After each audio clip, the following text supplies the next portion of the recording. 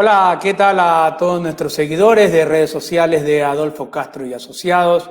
Hoy, un día más de nuestro conversatorio que tenemos todos los sábados a las 5 de la tarde y en donde intentamos orientar a la ciudadanía, a los colegas profesionales, a los estudiantes del derecho y a todos quienes nos siguen a través de estas plataformas digitales. El día de hoy nos hemos convocado para tratar un tema muy interesante y que por tiempo de pandemia ha sucedido a muchas familias ecuatorianas. Es la posesión efectiva en los bienes dejados por el difunto. Para eso hemos invitado a un experto en el tema, al abogado Roberto Lara Narváez, a quien le damos la cordial bienvenida en esta tarde. Doctor, bienvenido. Estimado abogado, muchísimas gracias. Antes que nada, agradecerle a usted públicamente por permitir la generación de estos espacios que sin lugar a dudas se constituyen como un pilar en lo que es transmisión de conocimiento. Aquí tengo que ser muy enfático y agradezco nuevamente sus palabras. Lastimosamente no soy ningún experto, soy un estudioso más del derecho, como muchísimos están aquí, y lo único que procuro yo hacer es entregarlo un poco más en la parte práctica. Me he dedicado a varias cosas en ese sentido, entonces mi intención pues nada más para mí es realmente la honra de que ustedes me escuchen el día de hoy, porque esta es una plataforma por medio de la cual nosotros podemos darnos a entender y dar a conocer nuestras expectativas principales, así que nada más mi sincero y profundo agradecimiento y aplaudir la iniciativa, porque es una iniciativa que realmente vale la pena aplaudirse. A mí me han encantado, y les cuento eso de forma práctica, me ha encantado no la pandemia en sí, sino lo que ha generado. Yo he tenido un poco de experiencia en lo que es entornos virtuales, más de 7 años dedicándome a esto, pero hoy en día es maravilloso por una sola cosa. Yo, por poner un ejemplo, el día de ayer pude asistir nuevamente a una charla en la cual la pude revisar, está colgada dentro del sistema, y es una charla a la que físicamente se me hubiese hecho imposible hacer. Estaba tan contento el de ayer reflexionando sobre el tema porque me faltarían horas para poder investigar y para poder abarcar la cantidad de temas que existen. Y lo divertido es que la información está ahí. Antes era imposible, antes tenías que acudir a una universidad, pasar un semestre completo, seguramente una especialización, una maestría, para poder adquirir esa clase de conocimientos. Y ahora están colgados, están ahí, hay que aprender a buscarlos. Y realmente es maravilloso. Yo el día de ayer encontré un tema que creo que me encuentro investigando ahora, que trata sobre lavado de activos, pero es una información que no lo hubiese podido encontrar. Y es gracias a que todo ahora se encuentra en la red. Como las universidades cerraron, se las hicieron virtuales la gran mayoría, se encuentra esa información libremente ahí. Entonces, claro, el gestionar este tipo de encuentros y eventos se hace mucho más cotidiano, y lo más importante es que, aunque no se quiera creer, el conocimiento se lo hace transversal. Y vamos a ser sinceros, lo divertido del conocimiento es que mientras más personas conozcan, más difícil es que a alguien se le violente los derechos. O sea, lo divertido de esto es eso, que mientras más personas conozcan qué es lo que deben hacer, cómo se debe hacer, ante quién acudir, eso permite que sus derechos sean tutelados de una mejor y una adecuada manera. Eso es, mi querido abogado. Muchísimas gracias nuevamente. Le damos a conocer a nuestros seguidores que el abogado Roberto Lara ha sido gerente de varias empresas, asesor de la compañía americana Delaware Company, también ha trabajado en la Coordinación Nacional de la Corte Nacional de Justicia, ha sido jefe del despacho de presidencia de la Corte Nacional de Justicia. Actualmente es notario y ha sido profesor de algunas universidades y, como él ha dicho, profesor en línea de varios eventos. Doctor, el tema de hoy día, que gentilmente usted ha quedado en compartir sus conocimientos, es la posesión efectiva. ¿Qué importante o qué es la posesión efectiva? Comencemos analizando el término. Posesión significa que yo debo tener el ánimo de señor y dueño de algo. Ya, independientemente, aquí no voy a entrar a clasificar si hablamos sobre bienes materiales o bienes inmateriales, bienes muebles o bienes inmuebles, que es una categoría la cual no la vamos a hacer en estricto sentido. es tener la posesión es tener el ánimo de señor y dueño, es decir, yo quiero tener la cosa. Ahora, para entender la posesión en el mundo de derecho, lo que se hizo fue dividir en tres. Tenemos el uso, el goce y la disposición. Todos estos tres unidos se transforman en la propiedad. Entonces, claro, cuando alguien tiene la propiedad de algo, que es lo que estoy teniendo, estos tres al mismo tiempo unidos. Hay que ser gráfico en este sentido porque gracias a esta forma en la cual se entiende el derecho, se genera una N cantidad de contratos subsecuentes. Por ejemplo, el contrato de arrendamiento existe porque le entregamos a alguien el derecho de goce para que pueda gozar la cosa. Y así se van clasificando los tipos de contratos. Entonces no significa que porque alguien entregue el uso y el goce, me quede yo sin la propiedad. Ejemplo básico, el usufructo. El usufructo es una ya común institución jurídica en la cual alguien se reserva el derecho de usar y gozar la cosa, mientras otra persona tiene la propiedad. En este sentido, la nuda propiedad, pero sigue siendo propiedad. Entonces, ¿qué es la posesión? Y aquí hay que ser claro, o sea, la posesión a términos generales es el ánimo de señor y dueño sobre algo. Yo quiero ser el señor y dueño, asumo que soy el señor y dueño de algo, pero la posesión efectiva no tiene nada que ver con la posesión en regular. Es un término bastante interesante porque no sé si decirlo enhorabuena o en desgracia, es un término que se lo ha acuñado en muy pocas legislaciones. Y de hecho, si nosotros encontramos en nuestra legislación, nos vamos a dar cuenta que la posesión efectiva casi es muy efímera, excepto normativa básica como ley notarial. Los jueces la pueden hacer, pero si queremos buscarnos qué es la posesión efectiva en estricto sentido desde el punto de vista legal o una definición clara y definida, pues no la vamos a encontrar. Ahora, ¿qué es la posesión efectiva? Cuando tenemos unos bienes dejados por un difunto, alguien tiene que ser dueño de los bienes. Y el problema es, ¿cómo adquiero yo esos bienes? Los bienes están ahí. Vamos a comenzar a hablar de la herencia, pero si los bienes están ahí, significa quién termina siendo dueño de los bienes. La posesión efectiva no es nada más que es un documento, de hecho es una declaración juramentada que se hace ante notario o se la puede solicitar a un juez, en el cual nosotros le decimos al Estado, señor Estado, oiga, yo quiero ser dueño de estas cosas. Permítame, ¿y por qué quiere ser dueño usted? Claro, es que ha fallecido alguien al cual le tengo derecho yo. Entonces, así es el documento como el cual yo le pongo en conocimiento al Estado de que son bienes que esta clase de bienes podrían llegar a corresponderme a mí. Porque, ojo, la posesión efectiva no significa que los bienes sean míos. No es que yo adquiero los bienes por el simple hecho de la posesión efectiva. Tan solo que con la posesión efectiva lo único que estoy haciendo es diciendo, miren, señor Estado, estos bienes puede que lleguen a ser míos si se cumplen una N cantidad de requisitos.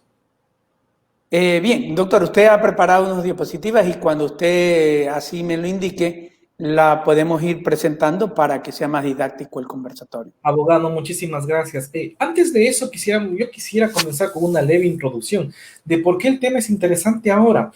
Verán, este tema se mezcla estrictamente con lo que nosotros lo conocemos con las herencias. Entonces, claro, y el día de hoy les voy a contar más o menos cómo está estructurada o la metodología que voy a presentar el día de hoy. Lo primero que vamos a hacer es estudiar un poquito de lo que son las herencias, a términos muy generales, no quiero entrar a mucho detalle, más bien tan solo para refrescar cierta clase de conocimientos, y luego entramos a ver en efectivo punto qué es la posesión efectiva.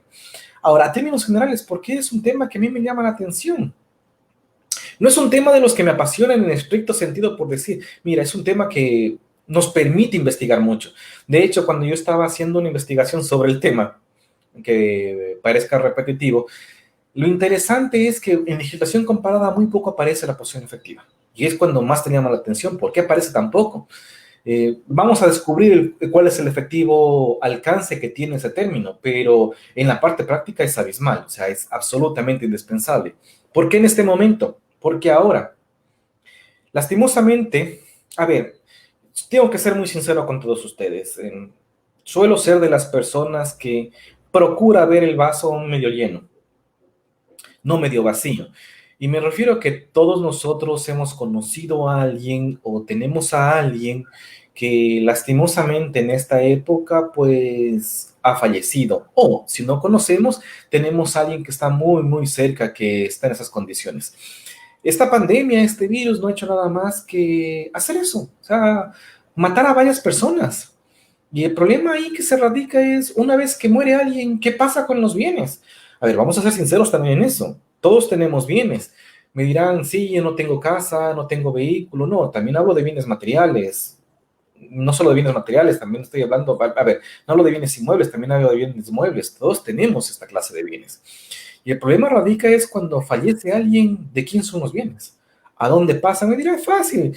Ahí tenemos dos figuras, tenemos por un lado la herencia, tenemos por otro la sucesión intestada, es lo que vamos a entrar a analizar el día de hoy, y luego la posesión efectiva. El tema radica en importancia y es en eso. Tenemos, por desgracia, varias personas que han fallecido, pero también por otro lado la oportunidad de tratar de comprender estos temas, de ver que se puede solucionar las cosas, de ver cómo se podrían tomar cierta clase de precauciones, justamente para que no quede completamente desamparada una persona cuando llega este lamentable imprevisto. Porque vamos a ser sinceros también, la muerte de alguien, el fallecimiento de una persona no es nada más que un hecho jurídico que es un imprevisto. Si nosotros supiéramos cuándo vamos a morir, el escenario cambiaría completamente. Y con la muerte se activan otra clase de figuras, como el matrimonio. Hay gente que está casada. ¿Qué pasa con los bienes si se muere mi esposo? La pregunta es, vamos a descubrirlo el día de hoy. La otra pregunta es, ¿qué pasa si no tengo hijos? ¿A dónde se van los bienes?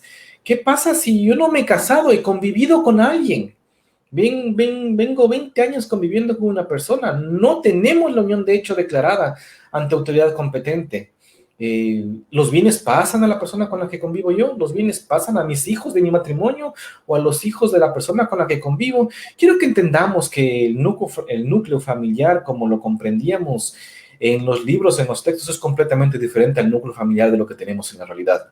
Tenemos a varias personas que generan diferentes relaciones familiares, y no me refiero al estricto sentido jurídico, me refiero al estricto o me refiero al sentido emocional de las personas. Generan vínculos afectivos no necesariamente amparados bajo la luz del derecho. Soy clarísimo en este tema.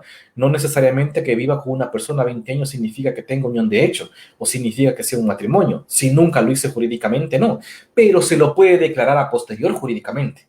Existen esa clase de soluciones. Lo que tratamos de aplicar con esto es que quiero que se den cuenta que cuando una persona fallece, todos los bienes que tiene esta persona tienen una forma de suceder. Si es que no se ha dejado herencia, tiene una forma de suceder que se llama la sucesión ad intestato. Y esta forma de suceder es la que permite determinar claramente cómo se desarrolla, cómo se desenvuelve este conjunto de relaciones jurídicas. Yo creo que con ese antecedente estamos listos para pasar a la primera diapositiva. Bien, vamos a pedirle un poco de paciencia porque hoy día nos toca trabajar solo, pues entonces... completamente encantados, lo hacemos con el tiempo suficiente, y más bien a las personas que nos escuchan, si es que quieren interrumpir la charla, por favor, les digo, yo no estoy aquí en una calidad de experto, más bien lo que sí les puedo decir es que estoy en una calidad de guía, orientador, y lo divertido de esto es que las conclusiones a las que saquemos después de toda esta temática sean debatibles y sean discutibles. Aquí los abogados sabemos nuestro término básico, es que cada uno piensa y cada uno asume que lo que uno dice es lo cierto. Y lo divertido es que mientras más criterios jurídicos existan, más soluciones posibles habrá para un mismo punto. Entonces aquí no hay que confundirse. Esto es un abierto, un debate en el cual, si bien es cierto, la teoría dice algo, la normativa dice algo, lo importante es enriquecerlo con la colaboración de todos. Mientras más personas se pongan a debatir sobre el tema, mejores y mayores alcances podemos encontrar a la realidad jurídica. Yo creo que podemos comenzar entonces. Bien. Esa es la primera diapositiva. Sí, vamos a la siguiente. En el estricto sentido que les quiero contar, la presentación procuré hacerla lineal. No es una presentación que conlleve muchos gráficos, más bien esto lo hice con el sentido de que no se aburran ustedes durante el mismo hecho. Aquí les digo, todas las personas tenemos un conjunto de patrimonio. Y patrimonio, verán, Vale la pena que aclare estos términos y también vale la pena que yo les comente dos aspectos importantes. Muchísimas veces el momento que yo voy a hablar, y vale la pena esa aclaración justo por eso, porque yo no solo me voy a referir al término jurídico, yo me voy a referir al término administrativo o real de las cosas. Cuando hablamos de patrimonio, patrimonio visto desde un punto de vista jurídico difiere de cierta manera al patrimonio como se lo entendería desde un punto de vista administrativo. Entonces, por suerte yo tengo la capacidad de haber, yo diría más que la capacidad, yo he tenido la suerte de desempeñarme en dos mundos diferentes, no solo en el jurídico, sino también en el punto de vista administrativo, lo cual al final de cuentas a mí me ha permitido mezclar cierta clase de conceptos para lograr un entendimiento al, al más común y corriente de los sentidos. ¿Sabes? Aquí hay que ser muy sincero. Esto es como cuando uno va donde el médico le dice, doctor, me duele la cabeza, y el médico le dice, ah, tiene una cefalea. Le dice, no, yo no tengo ninguna cefalea, a mí me duele la cabeza. Similar es esto con el derecho. Hay cierta clase de términos jurídicos que, enhorabuena, se los puede entender, y otros que sencillamente por sus propios nombres no se los entiende, pero no significa que sean complicados. Ahí es cuando yo voy a traspasarme del lado jurídico al lado administrativo para darles a entender ese punto. Lo mismo que ahorita pasa con el patrimonio. ¿Qué es el patrimonio? Aquí nos dice que es un conjunto de derechos y obligaciones. ¿Cómo obligaciones? ¿Cómo derechos? Claro, pero aquí no está hablando de bienes. Miren, dice conjunto de derechos y obligaciones susceptibles de una no, es una evaluación pecuniaria. Eso significa que pueden tener un carácter pecuniario, es decir, económico, independientemente de lo que esto se entienda como económico, ¿ya? Y derecho, sí, yo tengo el derecho a algo, yo tengo el derecho a determinados bienes, así como obligaciones que además que salen de estos bienes. Voy a poner un ejemplo con esto. Derechos, yo tengo un vehículo, pongamos el ejemplo básico, ¿cómo se va conformando el patrimonio? Con mi esposa hemos comprado un vehículo. El vehículo le corresponde, estamos casados, no tenemos disuelto nuestro matrimonio, no tenemos disuelto nuestro vínculo matrimonial, o sea, estamos casados y no tenemos disuelta tampoco nuestra sociedad. Entonces, nuestra sociedad conyugal no está disuelta, es decir, todos los bienes que nosotros adquirimos nos corresponden en partes iguales. 50% a ella, 50% a mí. Compramos un vehículo, el vehículo está avalado en $40,000. De ese vehículo, independientemente de quién sea que compre, porque nosotros tenemos una sociedad de bienes, el 50% de ese vehículo es de mi esposa y el 50% de ese vehículo es mío. Lo divertido es que si yo me peleo con mi esposa, ella no puede decir, me llevo la mitad del vehículo y coge y lo parte y se lleva el motor y las llantas. No, no funciona así. Lo que ella tiene es un cúmulo de derechos y acciones sobre ese bien. Ella tiene el derecho al 50% del vehículo. En términos avaluables, significa que ella tiene el derecho a percibir $10,000 de un vehículo que está evaluado en $20,000. Fuera de 20,000, si fuera solo un vehículo de 50,000. Entonces, ahorita ya acabamos de comprender que existen derechos que son pecuniarios y también acabamos de introducir ya el término de derechos y acciones. Yo tengo el derecho a algo y es pecuniario. Ahora, hablemos de las obligaciones. Las obligaciones, por lo regular, tenemos que trasladar al punto de vista administrativo y ahí lo vamos a entender como las deudas. Yo hago un crédito y yo tengo una obligación de pagar. Esa obligación de pagar entra dentro de mi pasivo. El patrimonio, al final de cuentas, no es nada más que la suma de los activos y los pasivos. Ya, esos son términos contables, lo que consideraríamos como que es el patrimonio. Y es lo que dice el patrimonio. Ahora bien, si tenemos las obligaciones son un pasivo, se contrarrestan con los activos, que serían los bienes que yo tengo, y ahí sacaríamos sinceramente lo que nosotros tenemos en cantidad de bienes. Ahora, hemos comprendido que derecho significa que podemos tener derecho a algo y las obligaciones son las cosas que nosotros debemos a alguien. Consta necesariamente de un activo, que es lo que les contaba, y figuran todos los bienes y derechos, y un pasivo conformado por sus obligaciones, que es el término que acabamos de introducir en este instante. Por favor, la siguiente.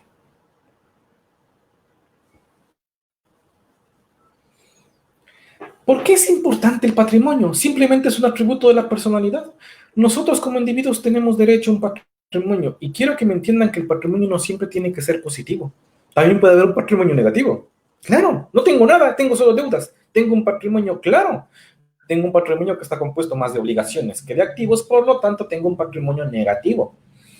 Esto en términos administrativos significa que yo puedo tener más deudas que bienes. ¿Y qué pasan con las deudas si la persona fallece? Interesantísimo. Se transmitiría en vía herencia. Y ahí es donde aparece una de las famosas figuras jurídicas que es el repudio. Yo no, un ratito, yo no quiero quedarme con las deudas de mi papá, yo la repudio de la herencia. Oh, no, yo primero solo quiero quedarme con las cosas buenas que ha dejado mi papá. Y aquí me refiero con las cosas buenas, es decir, con lo que realmente tenga una valoración económica y que incremente mi patrimonio.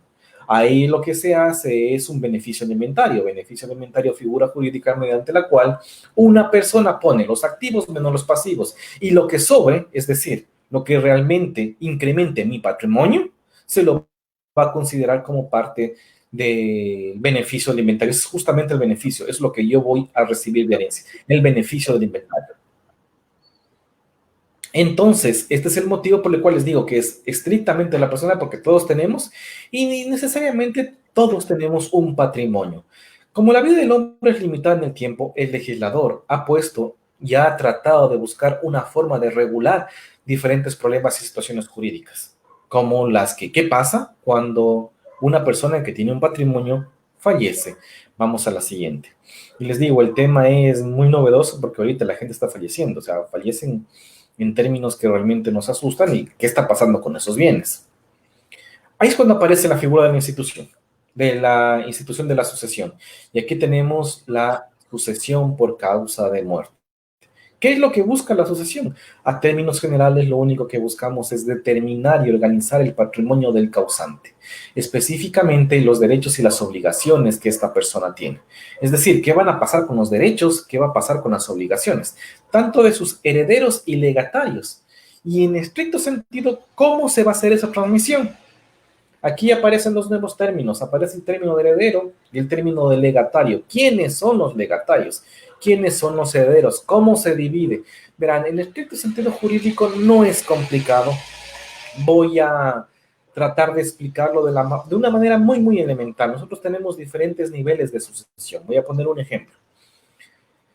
En mi ejemplo particular, yo, Roberto, estoy casado, tengo 2 padres, no tengo hijos.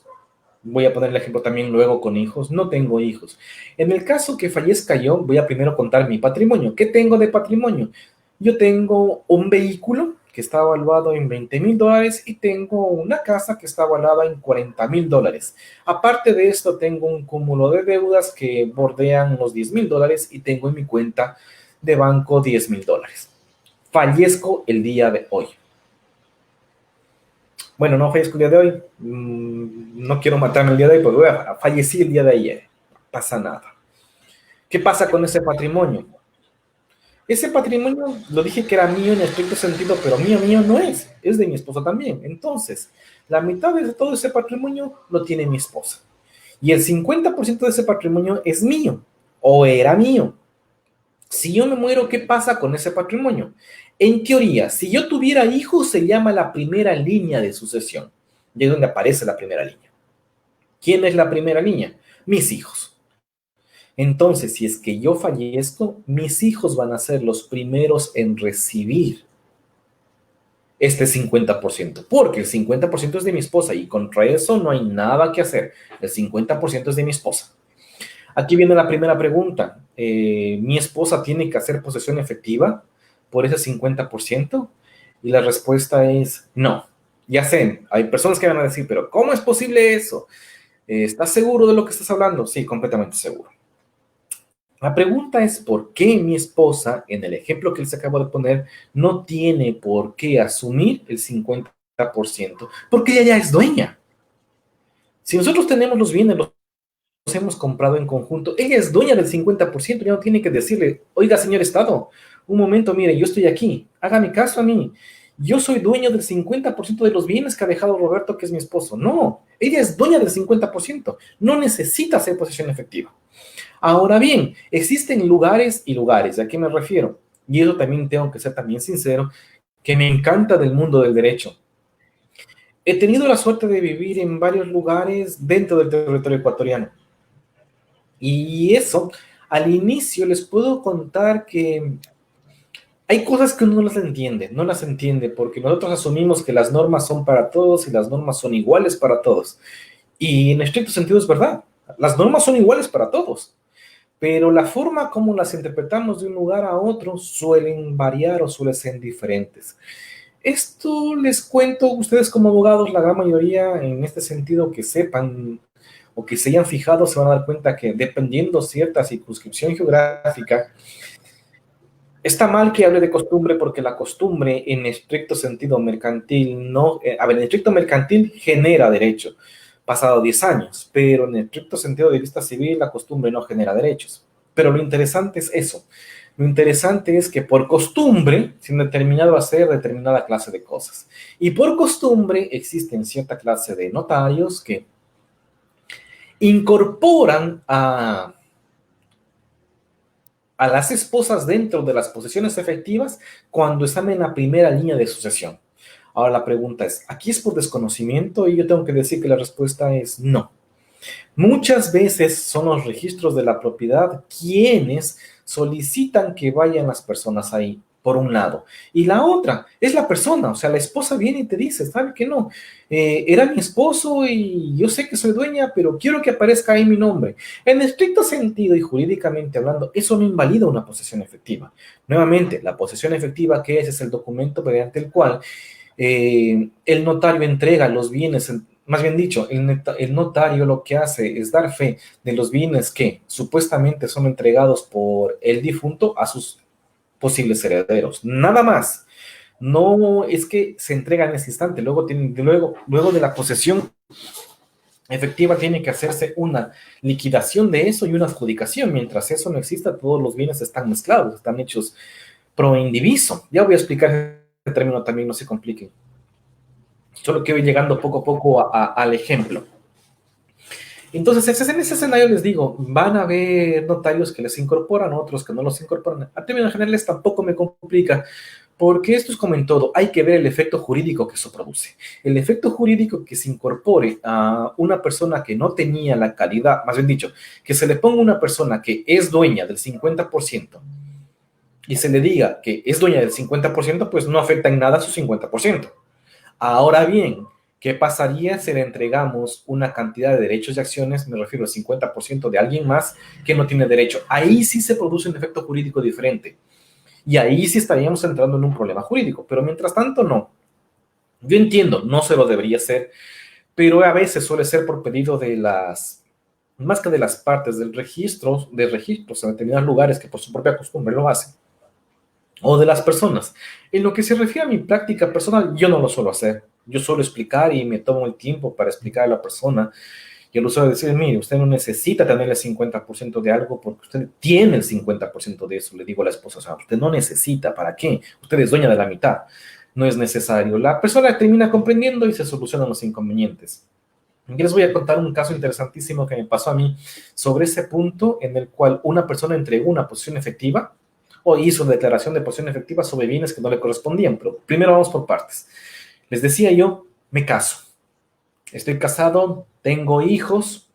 Los bienes, mi 50% van a ser traspasados para mis hijos. Todos los bienes que tenía yo, les recuerdo, tenía un vehículo de $20,000, una casa de 40, 10,000 en cuentas de banco y 10,000 en deuda. Estos 50% va a ser de mi esposa, si lo monetizamos es 20,000 más 40, 60, más 10 más tengo 70, menos 10 de mis deudas me quedo con 60, 30% es para mí, 50% para mi esposa, 30,000 para ella, 30,000 en teoría eran para mí, estoy hablando en masa, no estoy hablando de los bienes en específico, ¿ya? Es decir, el 50% va a ser para mis hijos. Si tengo un solo hijo, no pasa nada. Mi hijo tendría el derecho a 50% de la casa, 50% del vehículo y 50% de la cuenta de banco, así como el 50% de la deuda. ¿Qué pasa si tengo dos hijos? Nada. Mi esposa tiene el 50%, eso le corresponde a ella porque es de ella, y de mi 50% va 25% para mis hijos y 25% para mi hijo A y 25% para mi hijo B. Hasta ahí está clarísimo.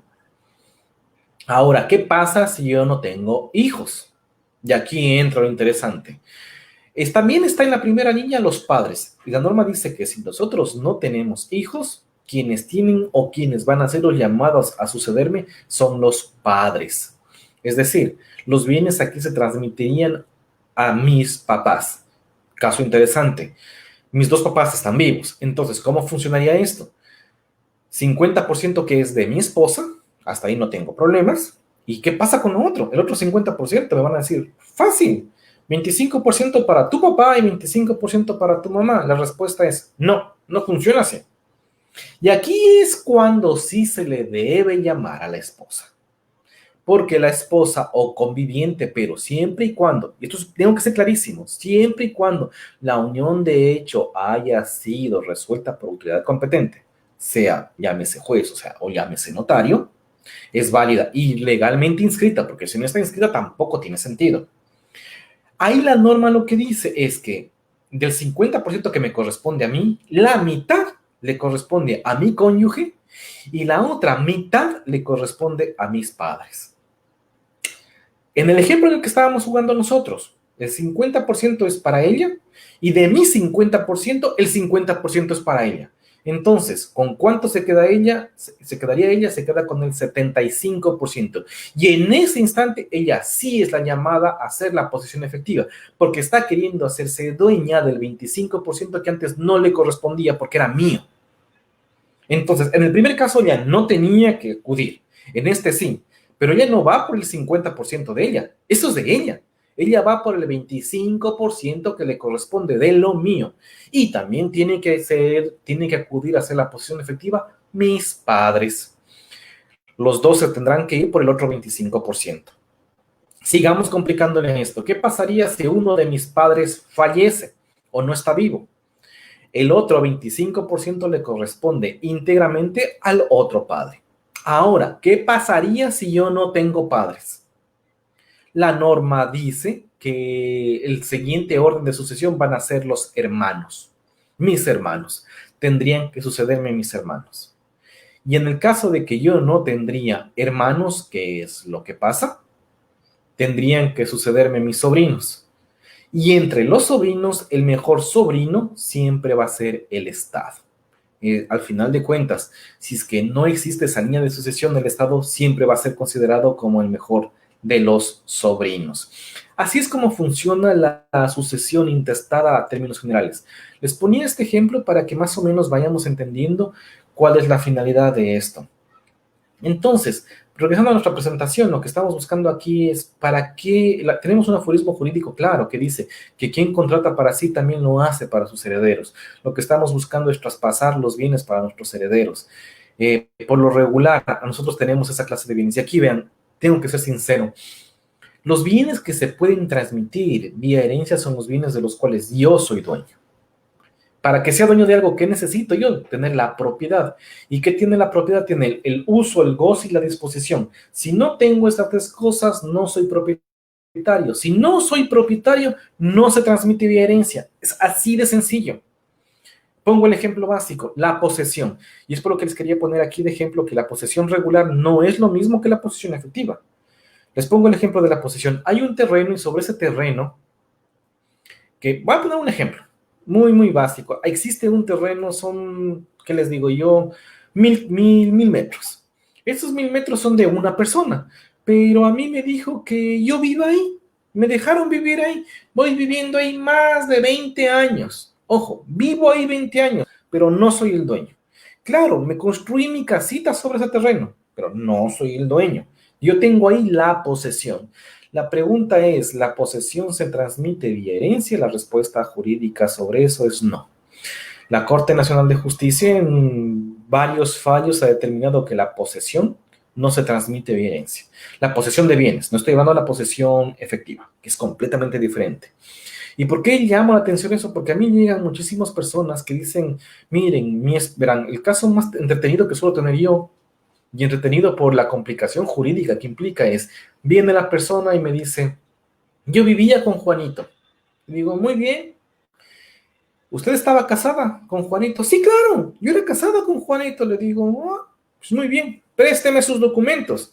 Reviso documentos y los documentos dicen soltera. Digo, pero aquí dice soltera.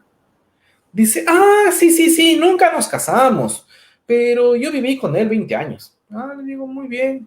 Déjeme contarle que usted no está casada. La señora se asusta y dice, ¿y ahora qué hago? Le digo, lastimosamente esos bienes no son de usted por el momento, y soy claro en ese sentido. Me dice, pues la siguiente pregunta, ¿y de quién son los bienes? Le digo, sí, el señor no estuvo casado con usted, los bienes son de los hijos. ¿Cuántos hijos tuvo? Conmigo tuvo 3. Digo, muy bien, entonces los bienes son de sus 3 hijos. No, no, no, no. Es que conmigo tuvo 3, pero la parte tiene 5 hijos más. Básico. Entonces, ¿qué hacemos con los bienes de él? Hay que dividir todos los bienes que tiene él para 8, en partes iguales, porque son 8 hijos. Pero es que son hijos de él con otra mujer. Sí, no, aquí no tiene nada que ver que hayan sido de otra mujer, otra familia. O sea, se divide para todos los hijos. Le digo, muy bien, ahora sí déjeme ver qué propiedades tiene. Me dice, mire, aquí está. Me trae el pago del impuesto predial. Escúchenme bien, del impuesto predial, y el impuesto predial dice propietario, ¿no? Aquí dice, nosotros pagamos el impuesto predial de nuestro terrenito con nuestra casita. Y aquí dice propietario. Le digo, está bien. Le digo, ¿dónde está el certificado del registro de la propiedad? El certificado del registro de la propiedad es básico, porque ese nos determina si las personas tienen o no tienen un bien inmueble. Entramos a revisar el certificado del registro de la propiedad y ahí no tiene certificado del registro de la propiedad. Dice que no hay propiedad. Yo digo, entonces, ¿qué es lo que tiene usted? Me dice, mire, me sacan otro documento. Miren, lo que pasa es que mi terrenito está catastrado y porque está catastrado es nuestro. Le digo, no, que esté catastrado, y eso es un trámite que se lo hace ante el municipio, no significa que el terreno sea suyo. Lo único que estamos diciendo ahí es que usted tiene la posesión del terreno. Catastrado es que significa que se encuentra catastrado, pero no, el catastro no entrega la propiedad. Para que exista la propiedad tiene que haber un justo título. ¿Y por qué les cuento todo esto? Es para que aparezca la palabra, o para que se entienda lo que es el título y el justo título. Que el justo título vamos a entender cuando se dé la sucesión, que es como yo adquiero los bienes. Una de las formas para adquirir los bienes es a través de la sucesión. Y la sucesión no es nada más que un título. Entonces yo adquiero los bienes por ese título. Entonces la persona me dice, mire, tengo aquí la posesión. Le digo, sí, pero ella ni siquiera sabía que tenía la posesión. Lo que ella asumía es que tenía la propiedad porque pagaba impuestos prediales. Digo, no, usted no tiene la posesión. Usted no tiene la propiedad, lo que tiene es una posesión. Y la posesión no se transmite vía herencia. Se muere la persona, se acaba la posesión. Al final de cuentas, ¿qué pasa con los bienes? Porque no tuvo más bienes, solo tuvo eso. En estricto sentido jurídico, no hay posesión efectiva, no hay nada que en estricto sentido se pueda hacer, porque la señora no puede adquirir los bienes, los hijos no pueden adquirir esos bienes, porque ese bien que tenían estaba enmarcado dentro de una posesión, y la posesión no se transmite herencia porque no tenía propiedad. Entonces, nuevamente, nosotros podemos heredar solo las cosas de las cuales somos dueños, y tenemos que demostrarse dueño. A mí me gusta poner un ejemplo básico en esto. Por ejemplo, cuando tenemos un vehículo, ¿cómo demostramos la propiedad del vehículo? Les digo, pues en la matrícula. Con la matrícula ustedes ahí dicen quién es dueño. Así puedo demostrar la propiedad de algo. Con los bienes inmuebles, ¿cómo demuestro la propiedad? Fácil forma de demostrar la propiedad es con el certificado del registro de la propiedad. Hay veces que nosotros asumimos, y les cuento este caso porque me pasó recién la semana pasada. Viene una señora asustada, me dice, ¿sabe qué? Mi hermano falleció, la casa le he entregado a otra hermana, no tenía hijos, y la casa tiene otra hermana. Le digo, pero ¿cómo tiene otra hermana? Sí, es que le ha dado la escritura a otra hermana. Le digo, o sea que celebró una escritura de compraventa o de donación o le transfirió. Dice, no, le dio la escritura física y por eso la casa es de él. O sea, le digo a la señora, no, perdóneme, usted está completamente equivocada. Es como cuando ustedes son un vehículo, le dan la matrícula a una persona y ya solo por el simple hecho de la matrícula la persona se hace dueña. No funciona así. Tiene que haber un contrato, luego se registra y hacemos todo un trámite para que se transfiera esa propiedad. Lo mismo pasa con los bienes inmuebles. Entonces le decía a la señora, no, la señora, su hermana, que es la que tiene la escritura, no es la dueña de esa casa. La escritura es el documento en el cual dice, es el contrato en el cual estamos afirmando nosotros que esa persona ha adquirido el bien. Pero no se me olviden que la escritura no es válida si no se inscribe y solo se reputa perfecta en bienes inmuebles cuando se inscribe. ¿Qué significa esto que se repute perfecto? Es decir, que cuando yo compro algo o me donan algo por medio de una escritura pública, un bien inmueble, solo cuando este se inscribe, se pasa a mi patrimonio. Ahora entendemos por qué es importante conocer el patrimonio o entender la figura del patrimonio. Entonces, si yo tengo una escritura que no ha sido inscrita, no está dentro del patrimonio. ¿Y cómo demuestro que ha sido inscrita? Fácil, con el certificado del registro de la propiedad. En el ejemplo que les ponía anteriormente, la señora pues dice, no, es que mi otra hermana es la que tiene la escritura. Digo, no pasa nada. Ustedes tienen que entrar en herencia. Le pregunto yo, ¿su hermano tuvo hijos? No, no tuvo hijos. ¿Estuvo casado? No, no estuvo casado. Digo, muy bien. ¿Sus papás viven? No, no viven mis papás. Perfecto. ¿Quiénes son los herederos de él? Los hermanos. Entonces, ¿cuántos hermanos tiene? 3 hermanos. Le digo, muy bien, entonces, toda esa casa tiene que irse pro indiviso a 3 hermanos. ¿Qué significa pro indiviso? Significa que esa casa tenemos derechos y acciones. ¿Se acuerdan del ejemplo que les puse? Del vehículo, que mi esposa era dueña de la mitad. Lo mismo pasa con la casa. Aquí esa casa son dueños 3 personas. Tienen derechos y acciones de las casas, de la casa. Aquí tienen, ahora, si quieren partirse y cada uno quedarse con algo, sería muy fácil. Lo tenemos que hacer ante un juez y el juez o se terminan vendiendo o cediendo los derechos que tienen sobre esos bienes o se ordena que se venda o se vende la cosa. Y tenemos 2 formas para hacerlo. Tenemos la una para hacerlo vía judicial y la otra extrajudicial, es la partición. Yo parto y luego adjudico los bienes. Vía judicial, acudo ante el juez y el juez es el que ordena que se parta. Si las partes no se ponen de acuerdo, el juez seguramente lo que ordenará es que el bien se venda y se entrega a partes iguales lo que le corresponde a cada uno. Ahora, si es extrajudicial, cada parte podrá recibir en la proporción que le corresponde y si no se lo hace en forma proporcional, tendrán que pagar las diferencias entre ellos. Tampoco es complicado. Ahora, en una casa se me hace difícil porque una casa no puede decir el cuarto es para uno, el otro cuarto es para otra persona, la sala es para mí. Pero pensemos en terrenos. En terrenos es súper fácil y sobre esto ustedes van a tener un millón de problemas. Ahí está el terreno, pongámosle 1200 metros. Eran 3 hermanos en el ejemplo que les ponía yo hace un instante. Entonces aquí lo lógico es que cada uno le corresponda recibir 3 por 4, 12, 400 metros, ¿no es cierto? Entonces no sería difícil, serían 400 metros. ¿Eso qué significa? Que se parten ellos, sin hacer nada, o sea, tienen la posición efectiva, cogen y van y se parten. Sin hacer una partición extrajudicial. Y dicen, no, esto de aquí es mío, esto de acá es mío, esto de acá es mío. Y el problema jurídico que nace es que los derechos y acciones no tienen linderos. Es como el vehículo que les contaba. Si está en derechos y acciones, vos no eres dueño del norte, vos no eres dueño de la parte de arriba del vehículo. Vos no puedes decir, es que el motor es mío y las llantas son tuyas. No, hay que partirlo. Aquí había que deshuesar ese vehículo. No se lo va a hacer en términos jurídicos, pero el ejemplo es claro para que se lo comprenda por ahí. ¿Qué pasa con un terreno? Que las partes, si no se lo parten, no tienen límites. Y si no tienen límites, ¿qué significa? A términos prácticos, esos bienes sí se pueden transmitir de herencia porque ya adquieren la propiedad. Pero, el problema es que por lo regular no sirven para hipotecar. La pregunta aquí es, ¿por qué el banco no permite que se hipotequen esa clase de bienes? La respuesta es muy fácil. El banco no permite que se hipotequen esa clase de bienes porque son derechos de acciones. Voy a poner un ejemplo. Yo soy un banco y el banco le presta dinero a una persona que trae un bien por derechos de acciones. Pensemos en el terreno que les puse yo de los 3 hermanos. El terreno está avalado en $10,000, me está pidiendo 2,000, quiere que le hipoteco le hipoteco el terreno. Suponiendo que podría, ¿ya? Porque el banco no lo va a hacer. Y el banco no lo hace, ¿por qué? Porque en el caso de que no se le pague al banco, el banco tendría que llegar a un remate de ese bien. ¿Y cómo puede rematar el bien si lo único que tiene para rematar son derechos y acciones? Es decir, tiene para rematar la tercera parte de ese bien, pero ese bien no está puesto bajo ningún concepto en linderos. Entonces, lo único que rematan ahí son los derechos y acciones de eso para que luego un juez parta. Entonces, por lo regular, los bancos no lo aceptan. Sí he visto, es verdad, sí hay casos de estos que se han judicializado. Sí, es verdad.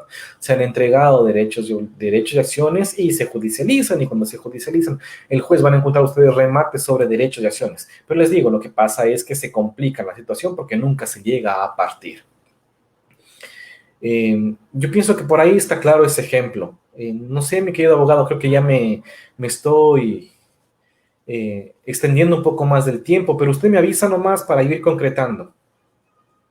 Tenemos cerca de 10 preguntas, no sé si vamos contestando las preguntas. Vamos, claro que sí. Bien. Un saludo a todos los que nos siguen y vamos a dar la primera pregunta. Viene de parte del futuro colega Leonardo Salazar Torres, que nos dice cuál es la diferencia entre... A ver, vamos a buscar la pregunta de Leonardo, que nos decía ¿cuál sería la importancia de la reivindicación en la defensa jurídica del dominio y de la posesión? Muy interesante la pregunta, muchísimas gracias. Es que la reivindicación lo que hace es determinar el dominio de la persona a la cual la tiene realmente.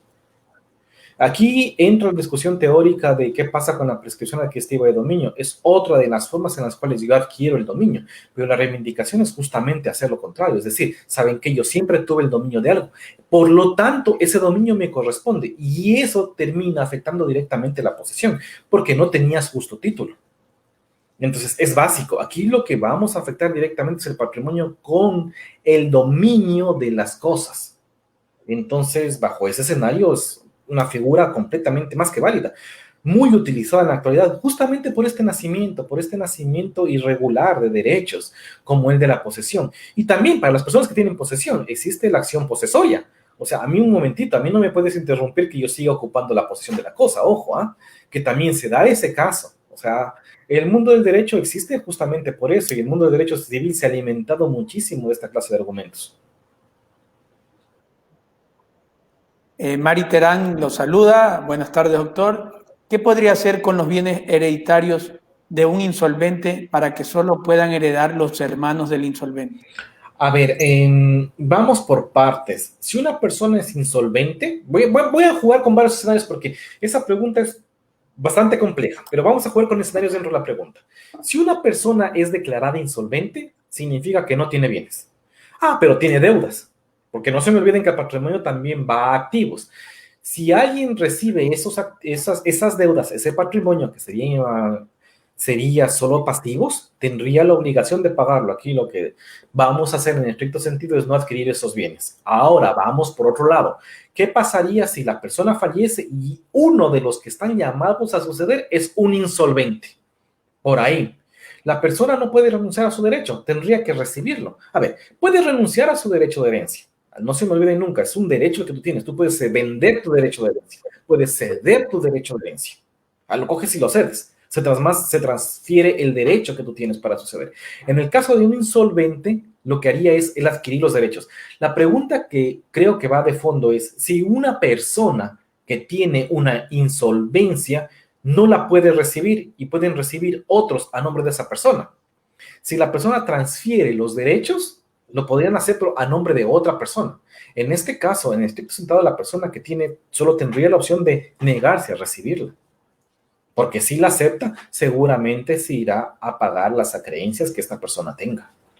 Porque es un insolvente. Salvo que se encuentre rehabilitado. Si se rehabilita es otra cosa.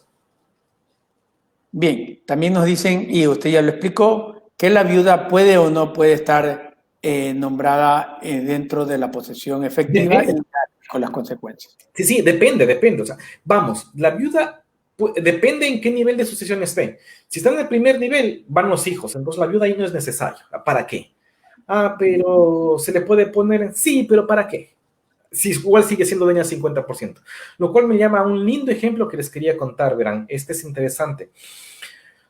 Les voy a contar. Dos personas verán, el señor no estaba casado.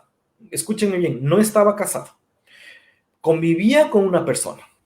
Esta persona, y los dos tuvieron una hija. El señor fallece. Van donde el notario y el notario hace una posesión efectiva. Y hace la posesión efectiva. Escúchenme lo que les voy a decir. Hace la posesión efectiva para la cónyuge, que no era cónyuge, para la conviviente, que en teoría era conviviente, pero no era jurídicamente conviviente. No había ningún documento que valga que era conviviente. En los documentos que revisa siempre aparecía con el estatus civil de soltera. Y la hija, es decir, aquí el notario concedió posesión efectiva para la hija y para la conviviente, que era conviviente, llamémoslo, Ay, quería poner la palabra de hecho, pero no es de hecho. Era la conviviente física, no jurídica. Porque si fuera jurídica, fuera de hecho. La conviviente convivía, pero no tenía ningún vínculo jurídico establecido. Y el notario entrega, lo hace.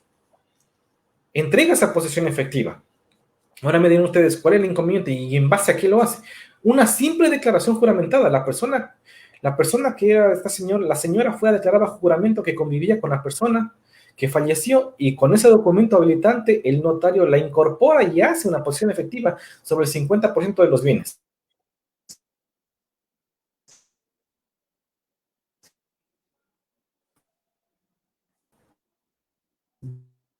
Dar Perdón, ya, regresamos. Lo que da la impresión es de que el notario lo que quiso dar la impresión de que obviamente la persona no tenía el derecho al 50% porque nunca estuvo casado. O sea, en este caso la mujer, y era conviviente, pero como no era jurídicamente conviviente reconocida, no tenía el derecho al 50%. Entonces, el notario lo que quiso es darle el 50%. Y para darle el 50%, asumió que con una simple declaración juramentada se podía declarar la unión de hecho, lo cual no era válido. Y lo hace, lo hace. Van y cogen y registran. Hasta ahí el problema existía, pero ya registraron, no pasa nada. Lo interesante es que había un bien y luego la mamá quería dejarle el 100% del bien a su hija. Entonces acuden a la notaría y me dice, ¿sabe qué, notario? Me traen el certificado, me dice, ¿qué certificado? Mire, yo soy dueña del bien del 50% con mi hija. Y yo comienzo a leer el certificado decía que el señor lo adquirió de estado civil soltero. Y digo, ¿cómo se adquirió el estado civil soltero? ¿Cómo es posible que usted sea dueña? Y ahí me cuentan toda la historia, ¿no? Que habían hecho una posesión efectiva de esa forma. Y lo interesante es que la hija quería recibir el 100%. O sea, la mamá le quería ceder su 50%. 50% que ella jamás tuvo. Jamás tuvo. Y ahora jurídicamente, ¿yo cómo iba a entregar un 50% de un documento que no tenía validez jurídica real porque nunca debió haber recibido ese 50%? Aquí, desde el inicio, la hija siempre debió haber sido dueña del 50%. Siempre debió haber sido dueña del 50% y del 50% que dejaba el papá también, porque era la única heredera. Les digo, son casos que se dan, que yo quiero asumirlos, que no es por una mala voluntad de las partes, obviamente. Yo pienso que aquí es por tratar de solventar cierta clase de situaciones jurídicas que no se dan, pero es uno de los casos comunes. Ahora, entonces, la mujer no necesita. Ahora, si le quieres poner y ya tiene dueña el 50%, sí, pero mucho cuidado con entregar más derecho del que tiene, porque no tiene. Ahora, si no tiene hijos, tiene que entrar la mujer. De ley tiene que entrar la mujer. Y ahí se tiene que hacer posición efectiva a ella. Si no, no fuera necesario. Yo creo que con ese punto aclaramos esa pregunta, mi querido abogado. Bien, María Alexandra Andrade García pregunta algo que usted aclaró, que cuando una pareja no tiene hijos, a la mujer a más del 50% le toca el 25% y de ese 25% tiene que hacer la posesión efectiva, ya Sí, que claro. le tocaría a los padres. Ahora, un punto muy interesante, la posesión efectiva siempre se la declara pro indiviso sobre todos los bienes. Y un punto más que vale la pena aclarar, siempre se deja a salvo el derecho de los demás herederos. ¿Qué significa eso? Que nosotros no sabemos cuántos herederos más pueden haber. Yo voy a poner un ejemplo. Yo no sé cuántos hermanos tengo. No lo sé. Entonces, si yo voy a hacer una posesión efectiva por los bienes de mi padre, yo hago la posesión efectiva diciendo que es lo que yo conozco, pero yo no sé si pueden aparecer más hermanos por ahí o personas que realmente sean llamadas a esa sucesión.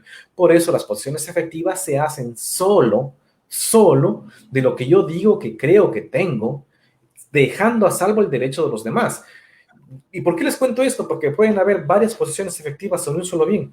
O sea, hace la posesión efectiva a unos hijos de una familia y los hijos de otra familia hacen la posesión efectiva sobre ese mismo bien. Ahora, eso es otra cosa. Cuando tengan que partirse ya verán cómo se parten.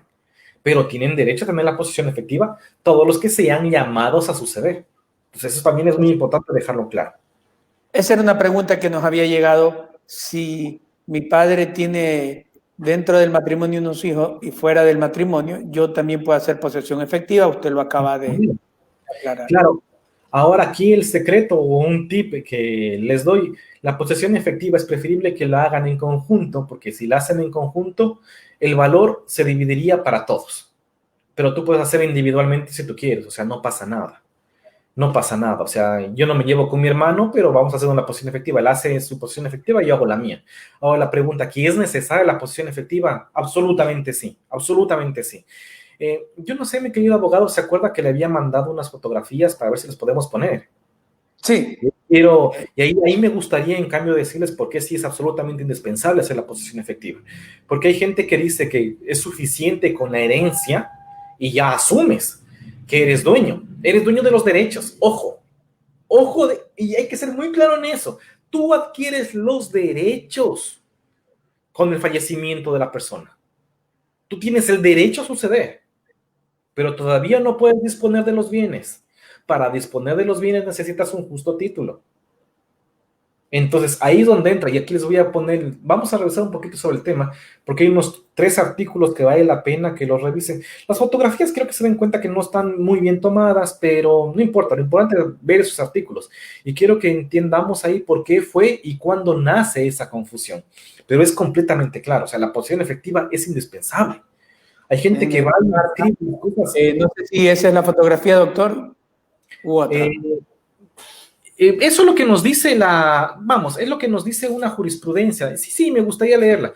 Vamos a leerlas todas las fotografías porque valen la pena. Esta de aquí también me gusta muchísimo porque dice, miren lo que dice ahí. Si bien la posesión legal no autoriza a un heredero para disponer de manera alguna de un inmueble de la herencia, sin haber obtenido antes la posesión efectiva, no es necesaria esta última para que puedan los herederos disponer del consumo de los inmuebles hereditarios, cuando sería inscrito el título de dominio, que en los derechos de herencia no es otro que el testamento o la sentencia que declara cuáles son los derechos ad intestato. Es muy interesante, esta jurisprudencia a mí me parece muy valiosa, justamente por lo que dice. Es muy interesante. Miren, es clarito. No es necesario que obtengas posesión efectiva. Y es por eso que la gente dice, entonces no necesito. No. No es necesario para qué. No es necesaria para que los herederos puedan disponer de consumo de los inmuebles hereditarios, cuando sería inscrito el título de dominio. Pero si no está inscrito el título de dominio, tú necesitas la posesión efectiva. O sea, ahí es cuando radica la necesidad de la posesión efectiva. Vamos a ver otras fotografías y se van a ir aclarando un poquito más el tema de la posesión efectiva, porque la gente dice, no es necesaria. Es absolutamente necesaria, porque sin eso yo no puedo adquirirlos. No adquiero, la herencia la adquieres. Por la muerte adquieres la herencia. Eso no está en duda. El Código Civil lo dice. Lo que yo sí pongo en duda es si puedes disponer de los bienes. Y tú podrías disponer de los bienes, entonces ahí es lo que nos llama la atención. Esta es la norma, lastimosamente, esta es la norma que yo la llamo la culpable de generar la confusión. Esta norma se encontraba en el Código de Procedimiento Civil, obviamente se encuentra derogada, pero no se olviden que el Código Civil estuvo muy vigente hace poquitos años atrás. Ojo, y esta norma es la que quedó grabada en la mente de muchísimos abogados. Miren lo que dice ahí. La posesión efectiva no es necesaria para la validez de las ventas, hipotecas y otros contratos relativos a los bienes hereditarios. Completamente de acuerdo. Completamente de acuerdo. Pero hay un inconveniente. El Código de Procedimiento Civil se encuentra derogado. Esta norma no existe. Jurídicamente hablando, no se la puede aplicar. Esta es la norma que genera la confusión. Solo esta. Cuando revisamos históricamente el por qué encontramos la norma y descubrimos cuál es el problema.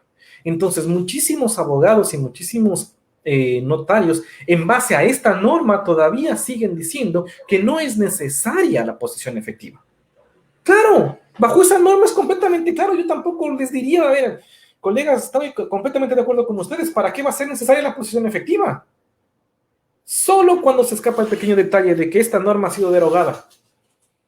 Si está derogada esa norma, no se la puede aplicar. Si no está, se la puede aplicar. La única manera en la cual yo podría adquirir el justo título, ¿cuál sería? Más que el justo título, la única en la cual yo podría disponer los bienes, ¿cuál sería? Posesión efectiva. Ahora entienden el porqué de que hay mucha gente que diga que no es necesaria la posesión efectiva. Es por esa norma. Esa norma quedó grabada en la psiquis jurídica de muchísimos colegas. Y nada más, o sea, hay que comenzar a sacarla y decirla, ¿saben qué? Lamento muchísimo, miren, ahí está. Es por eso que no tiene validez. Es la misma norma, ¿no? u otros contextos. Mi querido abogado, es la misma norma, solo que aparecía bien completamente la palabra. Es Oye, la del Código de Procedimiento Civil. bien, nos pregunta aquí nuestro amigo Richard Benítez, un causante no tiene hijos ni esposa, el heredero único es el papá que está vivo. ¿Por prelación es verdad esto o no? Muy interesante. Si no tienes hijos, ni esposa, ni nadie, son los padres. No hay que darle vueltas al asunto. Son los padres. Son los padres. Ahí no hay cómo hacer absolutamente nada. Está llamado a hacer la posesión efectiva y son los padres. Aquí hay algo que no les conté que sí vale la pena aclarar, que existe la representación. ¿Qué significa esto? Significa que cuando no hay uno, se le puede representar en esa misma línea. Voy a poner el ejemplo. Suponiendo que tienen que heredar hermanos y un hermano está muerto, quien hereda son los hijos de ese hermano y no heredan por ser sobrinos, heredan porque son hijos en representación de su padre. Ahora la pregunta es, ¿cuándo heredan los sobrinos? Cuando no hay hermanos. Ojo, y eso hay que grabarse muy bien. ¿Y por qué es importante eso? Porque todo lo que les digo yo que se divide en partes iguales. Entonces, si se divide en partes iguales y heredan todos los sobrinos tienen que dividirse en partes iguales. Pero si heredan hermanos, solo se dividen entre hermanos, independientemente de la cantidad de sobrinos que existan. Porque los sobrinos, como adquieren su derecho por representación de su padre que falleció, y este padre no es nada más que un hermano llamado a la sucesión, en ese sentido, lo único que tiene que suceder es por representación, y la norma es clara, la norma lo permite. Eso solo como para aclarar en el caso de que se quisiera presentar esa clase de dificultades. Bien, Víctor Armendáriz también nos pone un ejemplo y quiere una luz que usted le dice. Juan y Carla nunca se casaron, no tuvieron hijos, pero Juan sí tuvo hijos antes de conocer a Carla. A pesar de que Juan y Carla tuvieron una relación de años sin casarse, en vida Carla compró a Juan la propiedad en donde ellos vivían. Es decir, Carla le pagó a Juan para que esa propiedad quede a nombre de ella. Ahí es Lindo, una lindo, compraventa. Al lindo. fallecer Carla, los hermanos de Carla hicieron posesión efectiva del bien, con, mientras Juan siguió juicio de declaración de unión. Ahí se corta la pregunta. Sí, lindo caso, y pasa. A ver, ¿qué es lo que va a pasar ahí? Este caso es lindo como para discutirlo. Yo les había contado que si jurídicamente tú no está reconocida tu convivencia, es decir, no tienes la unión de hecho reconocida jurídicamente, no la tienes. Estoy de acuerdo, es clarito, o sea, no la tienes, pero se la puede declarar póstumamente. ¿Cómo haces? Haces un juicio de declaración de unión de hecho posterior de que la persona fallece. Vas donde el juez y dices, oiga, señor juez, discúlpeme, yo viví con esa persona, conviví como que fuéramos señor y señora, tengo los hijos, voy con testigos, demuestro, y en realidad vivió con esa persona, el juez la declara. Y una vez que la declara, automáticamente todos los bienes desde la fecha, escúcheme bien, desde la fecha en la que el juez declara, son los bienes de los dos. Y el juez puede declararla en puntos pasados del derecho. Y les cuento que yo lo conozco el tema porque a mí me pasó. Llegó justo a mi casa, a ver, lindísimo el tema porque me pasó a mí y les voy a contar qué fue lo que pasó. Llegan al despacho, llega una persona que está vendiendo una casa a su hermana, reviso documentación, pasa absolutamente nada, dice que es soltero, reviso documentación, soltero. Reviso el bien inmueble aparece ahí el registro que está soltero, que lo que vive en estado civil soltero. Muy bien, trae todos los documentos habilitantes, paga impuestos, hacemos la compraventa, celebra la compraventa, se entrega, le vende a la hermana. Pasó. 2 años después hay una demanda, nulidad de escritura pública. Fui demandado, voy a concurrir a la demanda, reviso las pretensiones de la actora. Ella pedía nulidad de escritura pública. Aquí no voy a hablar si es que era nulidad de escritura pública o no. En estricto sentido, no es nulidad de escritura pública, porque la escritura pública fue legalmente celebrada. Aquí esto es un tema para conversarlo largo, otro día lo podemos hacer. No les voy a explicar el tema de nulidad de escritura pública. Aquí lo que tenía que haberse afectado directamente es nulidad de contrato y como consecuencia jurídica de la nulidad del contrato recaería en la nulidad de escritura pública porque la nulidad de escritura pública solo puede recaer por cosas muy puntuales en la norma, es clarito. La norma te dice cuáles son las que permiten ser nulidades de escritura pública. Entre una de esas, la capacidad de las partes. Ya si era capaz o no era capaz. Hay otras más, pero les digo, es cuestión de otra cosa.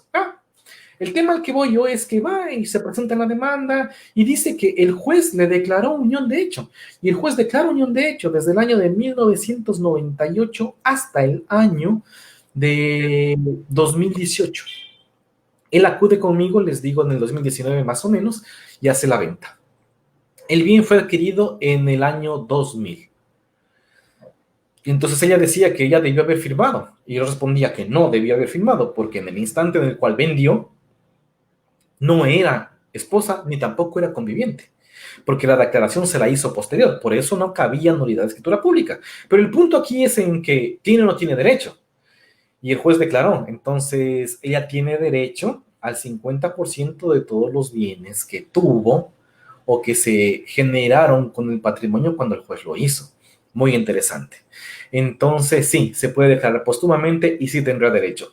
La figura jurídica, aquí el problema de ella fue la demanda, demandó mal. O sea, tenía que haber demandado otra cosa, debía demandar una unidad de contrato, no de escritura pública, y demandó otra cosa que no voy a entrar al tema, pero les digo, me pasó y por eso lo conozco bien al tema. En el caso al que vamos, al ejemplo que nos pone, yo tendría que, dependiendo del punto, yo tendría que defender que la venta se la hizo y que no había convivencia. Ahora, ¿cómo puedes demostrar que no había convivencia? Vas dentro del juicio y demuestras que no hay convivencia. O sea, si tengo los hijos de la persona, son hijos nuestros, pero eso no significa que convivía conmigo. ¡Ojo! Se puede demostrar eso.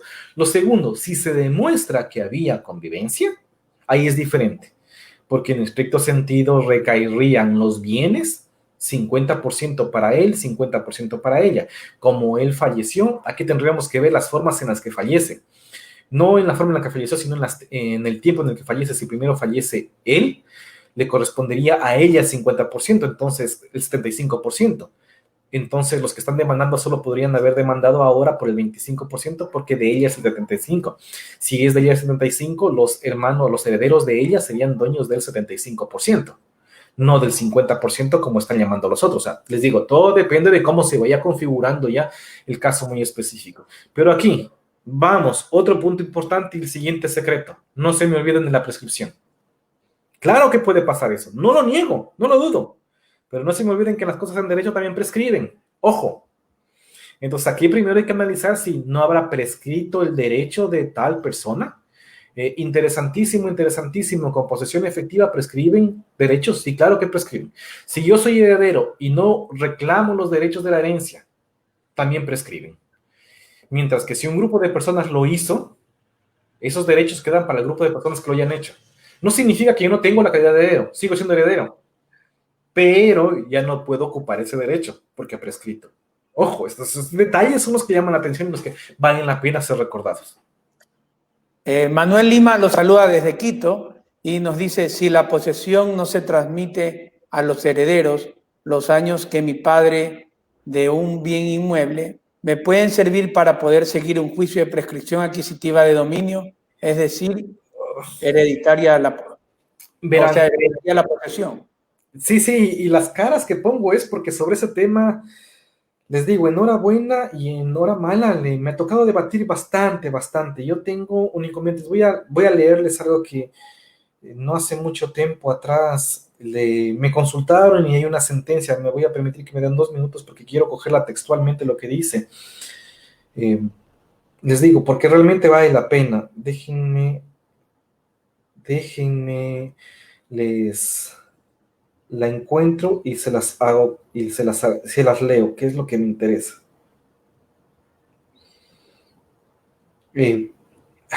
Una sentencia lindísima.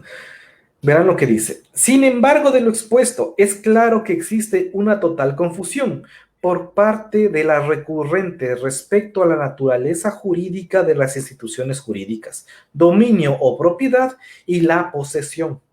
La primera, como lo indica el artículo 599 del Código Civil, es un derecho en una cosa corporal, mientras la segunda, según el 715 del mismo cuerpo legal, determina que se trata de la tenencia de una cosa. Por lo tanto, la posesión es un hecho, en tanto el dominio o propiedad es un derecho. De ahí que la propiedad sea susceptible de adquirirse por el modo llamado sucesión por causa de muerte. En contraste, la posesión no se la puede adquirir por el modo de sucesión por causa de muerte, sino por las determinadas en el parágrafo segundo del Código el parágrafo segundo del título séptimo del libro 2 del Código Civil. Es más, cabe indicar que según el 737 del Código Civil deja claro que la posesión de la herencia se adquiere desde el momento en que ésta es diferida, aunque el heredero la ignore, de donde se desprende que se puede poseer la herencia, pero eso no se puede heredar la posesión. Está completamente claro, o sea, con posesión la pierdes, pero la posesión, ¿qué es? Es el ánimo que yo tengo de señor y dueño sobre la cosa. Si la posesión no se transmite de herencia, se pierde. Pero eso no significa que dos personas puedan ser poseedoras de una misma cosa. Ojo, voy a poner el ejemplo para que quede claro. Yo vivo con mi hermano. Mi hermano tiene la posesión, ¿sí? Y yo vivo con él 20 años. Mi hermano fallece. No tiene hijos, no tenemos papás. En teoría, quien debería suceder, si se podría suceder la posesión, sería yo, ¿verdad? Pero ya les digo, no se puede suceder la posesión. Pero no se olviden que yo también viví ahí 20 años. Esa posesión también la tengo yo. Entonces, la respuesta está ahí. La posesión, si esa persona la sigue teniendo, la posesión la tiene también él. Pero sí, completamente claro, no se transmite herencia. La corte es clarísima. No hay que confundir las dos figuras. Entonces, Manuel San Martín Torres nos dice, en la minuta de posesión efectiva, ¿estoy obligado o no a detallar los bienes muebles e inmuebles y más derechos que deja la persona fallecida? Maravillosa la pregunta. Este es uno de los grandes dilemas que tenemos. Y la respuesta es, depende en qué cantón quieran inscribir. O depende cuántos bienes, dependiendo de los cantones que tengan. La respuesta es no. Jurídicamente no cabe. Porque la posesión tú la haces sobre todos los bienes del difunto. Yo voy a ser más sinvergüenza y más cruel. Yo jamás viví con mi papá. Sé que es mi papá porque me dio el apellido. ¿Ya? Nunca me dio un centavo, no me pasaba alimentos, nada. Sé que falleció y yo ni siquiera sé cuántos bienes tiene. ¿Puedo hacer posesión efectiva? Sí. Yo no sé cuántos bienes tiene. Porque es el derecho que yo tengo por el simple hecho de ser hijo y ser heredero de mi papá. Ahora el problema me dirán, ¿por qué lo hacen? Es por costumbre. Y ojo, la costumbre mercantil genera derecho, la costumbre civil no, y esto es civil. Pero se lo hace. No quiero entrar en detalles de por qué lo hacen, si lo deberían hacer o no. Les digo, a mí por lo regular yo lo hago. Tampoco es que produzca un efecto jurídico diferente. De lo que he hablado yo con varios registradores de la propiedad, me dicen es que es más fácil determinar cuáles son los bienes y se hace, pero es claro que si yo no sé cuáles bienes son, tampoco tendría por qué enumerar. La pregunta es, ¿qué pasa si se me escapa un bien? ¿Tengo que hacer otra posesión efectiva? No, para nada. Si la posesión efectiva es, yo quiero recibir los bienes de mi padre, por eso lo hace pro indiviso, o de mi madre, o de la persona que fallece. Es pro indiviso sobre todos los bienes. Entonces no es necesario. Ahora, que registradores lo piden, lo piden. De experiencia en la sierra, por lo regular, te hacen la posesión efectiva global. En la costa te hacen posesión efectiva individualizada. Depende muchísimo. Aquí me dirás, ¿el registro se puede negar a inscribirte? No, no se puede negar. Ahora el registro lo que te va a poner, en lugar de que fuera bueno que te pusiera una nota devolutiva, ¿no? Pues lo cual vos vas al juez y dices, oiga, señor juez, dígale que inscribe y se acaba el problema. El registro ni siquiera te pone una nota devolutiva, no te devuelve, te pone... A ver, el registro lo que te pone es una negativa. A ver, que el registro te pusiera una negativa fuera lo lindo. Aquí lo que te puede poner es una nota devolutiva. Entonces sabe que le faltan requisitos. Y vos dices, ¿cuáles requisitos son? Compléteme. Y no es para completar, esto no se completa. O sea, tú adquieres con todos los bienes. Aquí la recomendación en la práctica es ver dónde están los bienes. Y a pesar de que está mal, y yo no suelo aconsejarlo, esto es como todo en la vida. Tenemos la solución jurídica siempre y cuando se judicialice. Si se logra judicializar, el derecho es suyo, lo van a tener. No es necesario. El problema es el tiempo que tú pierdes hasta que esto se judicialice. Les voy a poner aquí un caso muy práctico que me sucedió a mí. Esto va con la práctica empresarial. Yo puedo poner un nombre a una compañía y para eso yo le voy a pedir a la superintendencia que me diga si el nombre es concordante con otros. La superintendencia me niega ese nombre y yo quiero impugnar porque digo que yo quiero poner ese nombre a esa compañía, para mí es importante poner ese nombre. Y me dirás, jurídicamente cabe, la superintendencia me ha dicho que no, yo tengo recursos horizontales y verticales, pongo mi recurso horizontal, pongo mi recurso vertical, y hay fallos en los cuales te dicen que sí podrías hacerlo. El problema es que hasta que te salga un fallo judicial que te dice que sí puedes hacerlo, pasará una buena cantidad de tiempo, mientras que si cambiabas de nombre, así es la compañía de la noche a la mañana. ¿Qué significa eso? Solo es para meditar el poder que tienen muchísimas personas que asumen que, porque creen que el derecho es así, significa que tiene que ser como esos hacen. Ahora, claro, si no quieres que sea así, no pasa nada, judicialízalo, y en el momento que lo judicializas, a mí me hacen cambiar. Sí, claro, pero no es perder el tiempo. Entonces, ahí es cuando ya el abogado o la persona debe ponerse a jugar. Hay veces que yo digo, vale la pena perder el tiempo en cuestiones. No, es que yo quiero que salga así, porque tiene que salir así, porque así es el derecho. Y hay veces en las cuales digo, va, para el tiempo que se pierde, es preferible hacerlo de determinada forma. Para concluir, no, no es necesario. ¿De qué depende? Depende del registro. Entonces, mi recomendación, pregunten en ese registro donde tengan los bienes, saben qué les piden. Si les piden, incorporen, tampoco se pierde nada. Sí, cuesta más. ¿Por qué? Porque vas a tener que sacar el certificado. Pero te vas a quitar el problema luego de que por tiempo no te lo quieran dar. Bien, Iván Soto Rodríguez te saluda y dice que por interno, cuando puedas, le des tu número de teléfono. Sandra Mejía nos dice, si una casa tiene 4 herederos y 2 quieren vender, no viven en la propiedad, 2 sí viven y no quieren vender, ¿cómo se puede solucionar? Bueno, ese no es un tema de la posesión, ¿no? Pero vale la pena la pregunta, porque de la posesión todo es cadena y consecuencia de. Vamos, primerito, si todos son herederos y surgieron la posesión efectiva, significa que todos son dueños por indiviso. Vamos por ahí. Si son dueños por indiviso y 2 viven en esa casa, pues qué bueno, viven ahí.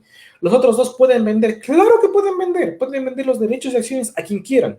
Pueden venderlos a los que viven ahí o pueden vender a un tercero que quiera comprar. Ahora, claro, el que quiere comprar sabe en qué problema se mete, ¿no? O sea, sabe que se mete en un problema de derechos y acciones. Y por último, la solución, no pasa nada, si no quieren partirse judicialmente, extrajudicialmente, vayan y acudan a un juez, que el juez ordene que se parta, y el juez va a terminar dando el derecho a determinadas personas, y al final de cuentas va a encontrarse una solución. O sea, se puede vender, no vendes la casa, porque no puedes vender la casa, porque está hecho por indiviso, pero vas a vender los derechos y acciones que tienes sobre eso, y eso se puede vender completamente, y eso se vende y encima más, es transmisible vía herencia. Ningún inconveniente. No se me olviden nunca. El problema, ¿cuál está? En que es muy difícil, no digo que sea ilegal, es muy difícil que un banco te entregue un crédito por esa clase de bienes, por derechos y posesiones. Erly Mendoza nos dice, ¿para partición de bienes es necesario el juicio de inventario? Depende qué tipo de partición se haga, si se hace una judicial o una extrajudicial. Para la judicial, habría que pedirle al juez y tendríamos que determinar la cantidad de bienes que existen. Si la haces extrajudicial, igual tienes que determinar la cantidad de bienes. Depende de la vía en la que se siga. O sea, si lo vas a hacer judicialmente, tendrás que acogerte a las reglas judiciales. Nos dice, bien, a los que nos están escribiendo por WhatsApp, hoy día estoy solo y que todo sea por el Facebook para poderle leer las preguntas si no me pierdo. Ok. Jorge Takuri Román dice, gracias por la explicación, mi madre murió, mi padre vende un terreno, ¿qué trámites debe hacer para hacer el traspaso del terreno? Perfecto, la madre muere. A ver, aquí primero tenemos que, a lo básico, a lo que voy siempre. ¿El papá estuvo casado o no estuvo casado? Si estuvo casado o conviviente, declarada judicialmente o vía notarial, da igual, da igual. El 50% le corresponde a la madre. Si le corresponde a la madre, eso significa que tienen que heredar los hijos, porque son los primeros llamados. Entonces, se hace una posesión efectiva para que los hijos adquieran esa propiedad. Una vez que los hijos adquieren esa propiedad, van y hacen la compra y pueden vender la propiedad conjuntamente con su padre. Ellos venden el 50% que les corresponde a todos los hermanos, en este caso los hijos de ella, todos los hijos. El otro 50% del papá. Ahora bien, ¿qué pasa si nunca vivieron ni convivieron ni nada de eso?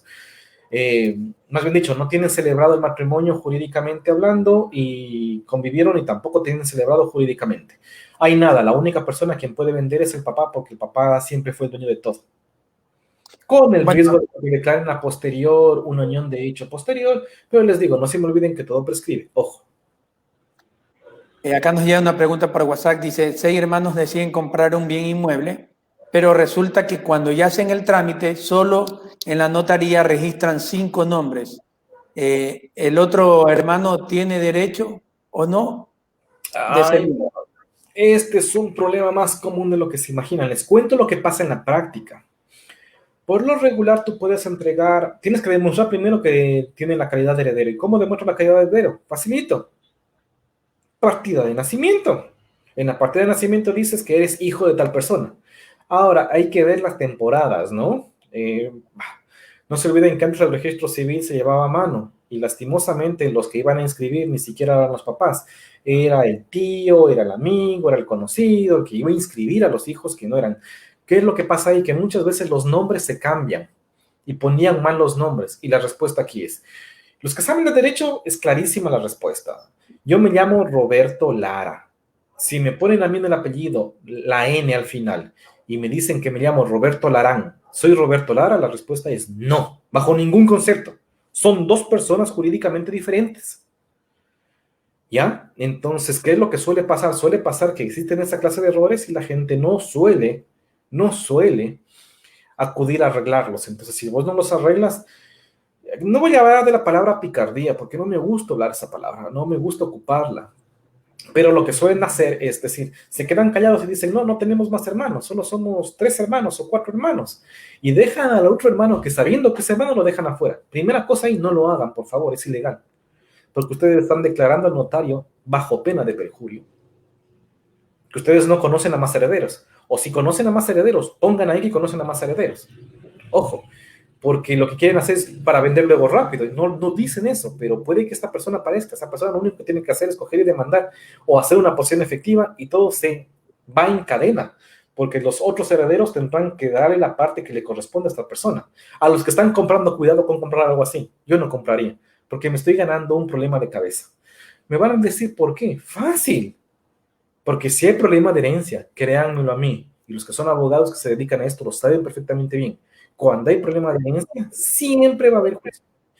Y cuando hay problema de herencia, si hay juicio, esto va a tomar tiempo. Para eso, yo no compro esa clase de problemas porque me van a costar. Ah, no es que me está dando buen precio. Compra, pasa nada. Pero atente a las consecuencias que vas a tener que terminar en un juicio. Y sí, ya sé que estás comprando como tercero de buena fe.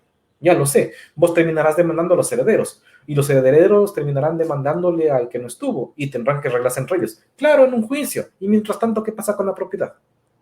Entonces, hay temas que hay que tenerlos con cuidado. O sea, ahora, si el negocio es muy bueno, lo haces, como todo en la vida. Pero habría que tener esta clase de precauciones. Andrea Alcíbar Fernández nos dice, en un caso muere una persona con bienes inmuebles, en su vida tuvo 5 hijos, de los cuales murieron 2.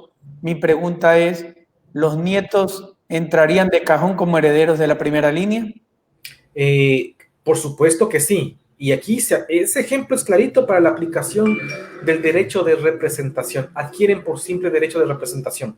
Los nietos no van por ser nietos. A ver, los hijos tienen hijos, entonces aquí serían los nietos. Los nietos no van por hecho de ser nietos, sino van porque representan a sus padres. Y por derecho de representación asumen sus mismos derechos. En el ejemplo básico, una persona fallece, esta persona tiene 5 hijos, de los 5 hijos, 2 son muertos. Entonces, a cada hijo, ¿cuánto le corresponde? Le corresponde el 20% de la herencia. Los hijos, ¿a cuánto les corresponderá? Les corresponde el 20% de lo que a su padre le correspondía. Es decir, van a tener que solo adquirir el 20% por derecho de representación. Bien, dice que cuando alguien hace en posesión y pueden comprar a los hermanos la parte de ellos de la posesión, o Sí, sí, tiene que claro. hacer algo más. Vos haces una compraventa de derechos de posesión. Pero verán, aquí otra vez claro, estoy hablando de la posesión efectiva, no de la posesión de la otra que semana. Estamos hablando aquí de la cesión de los derechos de posesión de hereditarios. O sea, sí, completamente. Yo tengo mis derechos de posesión, no se olviden que comenzamos la charla diciendo que se pueden vender, se pueden ceder. Coges y los vendes sin ningún inconveniente, los cedes sin ningún inconveniente y otra persona sí se hace dueño de toda la propiedad. Cuando una persona adquiere el 100% de derechos de acciones, es dueño de toda la propiedad con linderos. Esto es una figura muy interesante y muy divertida, porque la gente a veces asume que aparecen las escrituras, dueño de derechos de acciones, ¿no? Y dicen, y cuando quieres inscribir, dicen, pero es que no hay cómo, el banco no me quiere decir, porque aquí dice derechos de acciones. Sí, pero hay que revisar. Si tú eres el dueño del 100% de los derechos de acciones, eres dueño de todo el predio. Si eres dueño de todo el predio, es automático. No se dejen engañar, es automático, eres dueño de la propiedad con linderos. Ahora, no tienes linderos cuando tienes un porcentaje menor al 100%. Y la respuesta es clara. Pongámoslo como ejemplo en el vehículo. Si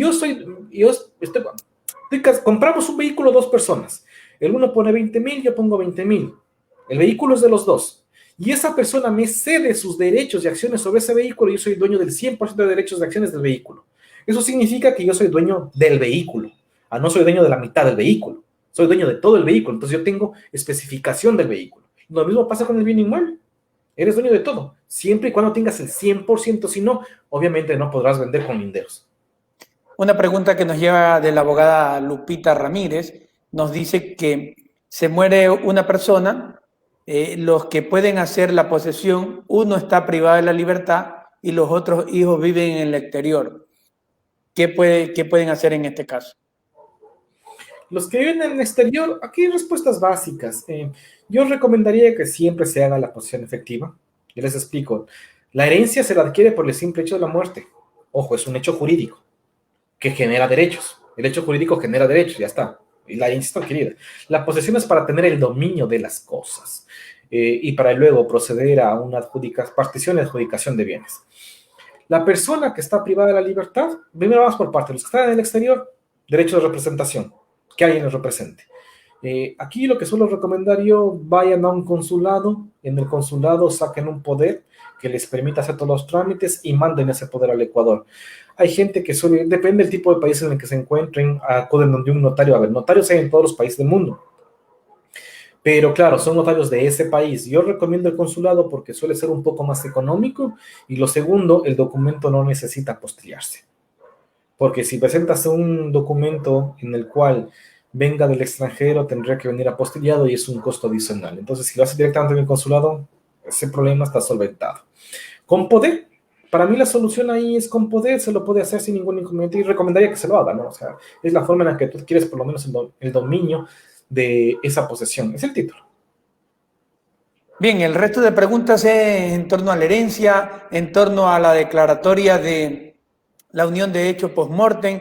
Me parece que ha sido muy interesante tu charla. Tenemos más de 20 preguntas que no van del tema, pero sí te queremos comprometer para una próxima ocasión que nos ilustre en torno a la herencia, porque hay muchas preguntas de que si los padres en vida pueden heredar a sus hijos y quedarse con el gozo y sus frutos, qué deben hacer, dónde deben acudir, pero ese tema será de un próximo programa. Te quiero agradecer, Roberto, inmensamente. Te pedimos 1 hora y llevamos ya 1:30 de programa. Mi querido Adolfo, más bien discúlpame a mí por haberme extendido. Te digo, no es... Y todo lo que yo he dicho también está abierto al debate, sin lugar a dudas, ¿no? No se me olviden que lo divertido del derecho es eso, la cantidad de criterios que existen. Y a mí me gusta ser claro en esto. Por último, si no les gusta, ya que decida el juez, ¿no? Y el juez verá cómo decide. Pero lo divertido de esto es eso. Enhorabuena, no sé, les digo, más bien disculpas para todos por habernos extendido. Sé que tenemos, y los demás también tienen sus obligaciones.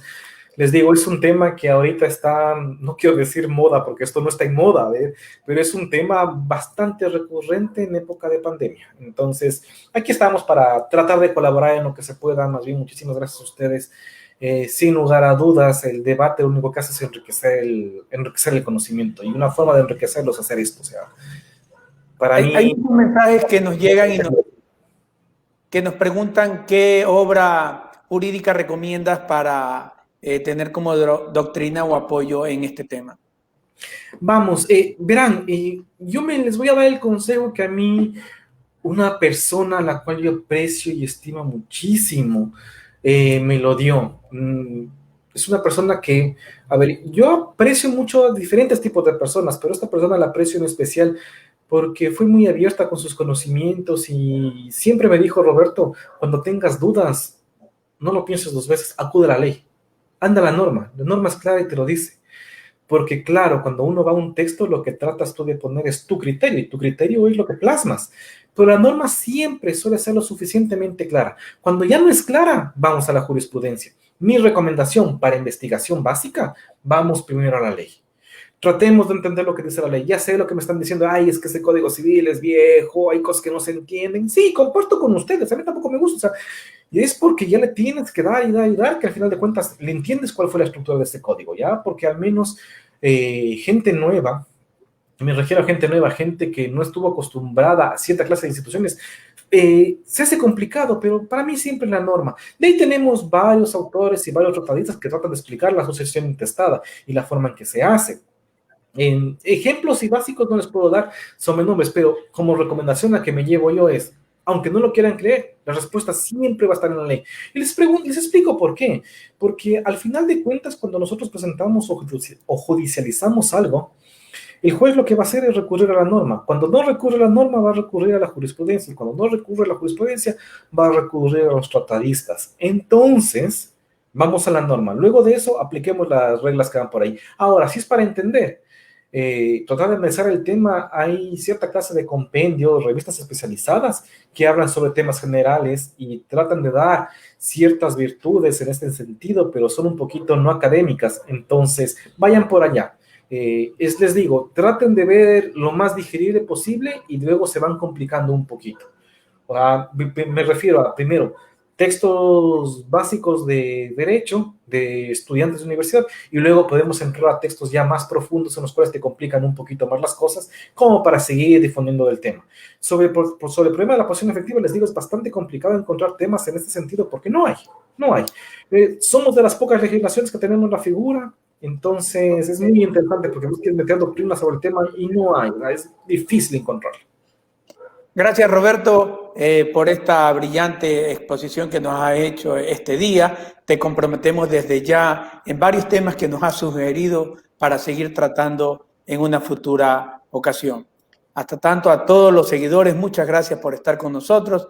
El día lunes nos encontramos 8 de la noche con un tema interesante y te lo comento, Roberto, hay mucha gente que va a la notaría a hacer una compra y venta de un vehículo y ni siquiera lo ha llevado a chequear si tiene bien el motor, el chasis. Y eso lo vamos a explicar el día lunes con un experto, qué es lo que debe hacer la persona para que después no tenga esa sorpresa de haber comprado algo que le va a causar un problema. Excelente tema. A ver, estos temas prácticos, no tienen idea la cantidad de veces que pasa y es por puro y simple desconocimiento. Es un tema excelente, es un tema excelente. Sin lugar a dudas estaría yo ahí ya como oyente y encantado de recibir, porque les digo, es un tema que vale la pena, es desconocimiento tan básico, pero para uno parecería que es básico, o sea, dices, pero ¿cómo es posible que lo hagas? Nada, es más común de lo que uno se puede imaginar. Solo para terminar, y me llevo un grato mensaje y una grata apreciación de la gente. Por lo regular, nosotros caemos, porque me pongo en ese sentido, porque yo también caigo a veces ahí, caes por buena fe. A veces tú no piensas en esos detalles que jurídicamente uno lo sabe, pero caes por buena fe, no caes por mala fe. Yo me doy cuenta que los buenos somos más, los buenos son más, porque a ver, tampoco voy a incluirme entre los buenos, porque sería traspasar roles, pero yo creo que los buenos son más y si hay muchísima gente, muchos contratos que reviso, muchas cosas que yo veo, la gente cae pero por buena fe, no se dan cuenta y no es porque desconfíen, porque si uno desconfía por lo menos lo haces así, lo haces de buena fe y ahí te das cuenta que cometiste un error, por siempre bueno. Eso que puede pasar en el ejemplo que tú nos acabas de contar y sobre el tema del día lunes, cae muchas veces en la buena fe, tú confías, ¿Sí? Nosotros estamos acostumbrados a confiar. Así es, la gente mira que el carro le valga el aire acondicionado, el motor, pero no mira lo de fondo, que es realmente lo importante. Va, hay cosas más allá, hombre. Para no pagar tanto impuesto, pongámosle otro valor. Y cuando te vaya mal con ese vehículo, ¿qué vas a reclamar? Lo que dice el contrato. El contrato, ¿cuánto dice? $2,000. ¿Cuánto pagaste? 12,000. Bueno, ya es tu problema. Pero te quisiste ahorrar los $40 o 50 del impuesto. O sea, es muy interesante, te digo. A veces uno peca de buena fe, peca de buena fe. Y les digo, a mí no me gusta ocupar la palabra de la sabiduría popular, porque eso no es sabiduría. A veces es desconocimiento, porque si yo supiera, no lo hago, pero como no lo sé, lo termino haciendo. Es desconocimiento, no es sabiduría. Gracias a todos por seguirnos. Esta charla estará en pocas horas en nuestro canal de YouTube. A todos los que hicieron las preguntas, durante toda la charla Roberto nos explayó todos sus conocimientos y están contestadas a lo largo de este conversatorio. Gracias, Roberto, y desde ya te comprometo para una próxima ocasión. Un abrazo infinito y muchísimas gracias a todos. Que esta pandemia lo único que haga es unirnos y que nos dé fortaleza a todos. Gracias, buenas noches y bendiciones de nuestro Creador.